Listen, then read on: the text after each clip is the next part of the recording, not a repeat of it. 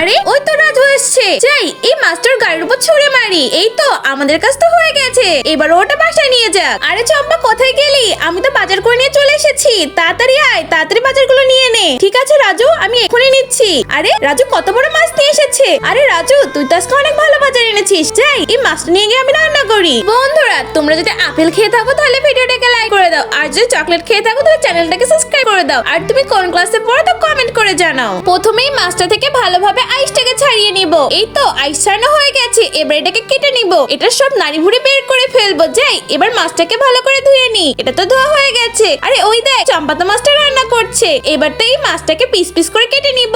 এই মাছটাকে তো ভালো করে টুকরো টুকরো করতে হবে। এটার মাথাটাকে ভালোভাবে আমি অর্ধেক করে নিব। এবার এটাকে দিয়ে দিব, তারপর এটার উপরে কিছুটা ভিনেগার আর পুদিনা পাতা দিয়ে রাখবো। যাই এবার রসুনটাকে ভালো করে থেতলে নি। আরে চম্পা তুই এটা কি করছিস? আরে তোরা না মাছটাই তো রান্না করছি। আরে আমি মাছ কখন আনলাম? আরে রাজু তুই এখান থেকে যা তো, তাড়াতাড়ি আমাকে রান্না করতে দে। এই তো আমার রসুনগুলো তো কাটা হয়ে গেছে, এবার এটাকে কুচি কুচি করে নিব। এই তো এবার মরিচটাকে ভালোভাবে কেটে নি, এটাকেও তো কুচি কুচি করে নিব। এবার একটা কড়াইয়ের তেলের মধ্যে রসুন, পেঁয়াজ, জিরা, হলুদ সবকিছু দিয়ে ভালোভাবে মিশিয়ে নি। যাই এবার এটার মধ্যে কিছুটা সয়া সস দিয়ে দি। এবার এর মধ্যে কিছুটা সাদা তেল দিয়ে আবার ভালোভাবে নাড়তে থাকি। আরে এটা তো রেডি। এটা এবার এই মাছের মাথার উপরে ভালোভাবে দি। এবার এটা তো খাওয়ার পালা। আরে ওয়াও, এটা খেতে তো দারুণ টেস্টি।